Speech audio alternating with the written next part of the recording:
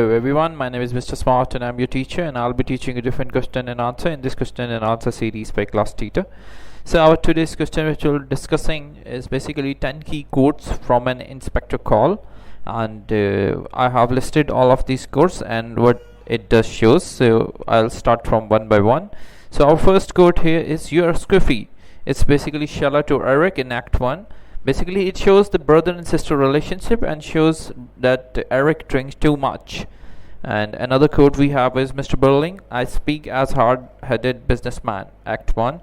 Basically, this shows his pride and his hard-earned success. It's basically hard-hearted. He's hard-hearted. It also shows. So another quote we have is Mr. Berlin, "Unsinkable, completely unsinkable." So the act or the quote, it states the dramatic irony, and Titanic is a metaphor for the family. So we have another quote here: "We really must stop these silly pretenses." This is Sheila to Mr. Blaine. Basically, it describes that Sheila can understand the inspector's message, shows a barrier growing between mother and daughter. So another quote we have in this is "Girls of that class, Mr. Berlin to inspect Act 2. So it describes that Mrs. Berlin is big-headed. She thinks her social standing is higher than others. Emphasis on that shows her strong opinion on the lower class. So our next quote we have here is Gerald. "She was very pretty, soft brown hair and big dark eyes." It's Act 2.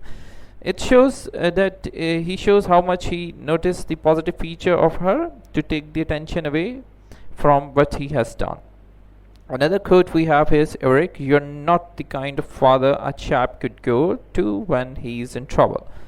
So it shows the weak relationship between father and son. Eric hasn't had anyone he couldn't count on something other than money.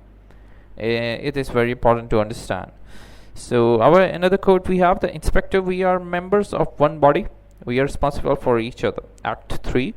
So basically this is the main message of the inspector, oppose Mr. Berlin views.